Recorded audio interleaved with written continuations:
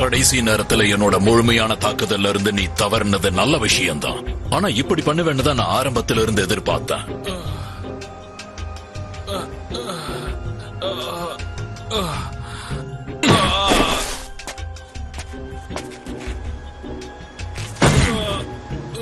சொல்றேன்னு தப்பா எடுத்துக்காத.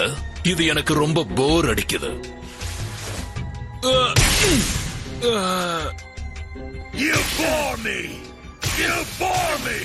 எனக்கு போர் அடிக்குது. சோம்பேறித்தனமா இருக்காம எழுந்திருச்சு வந்து என் கூட மோது. இந்த சண்டை எனக்கு சுவாரஸ்யம் அல்ல. எழுந்திருச்சு வந்து மோது. என் மேல இருந்து எழுந்து.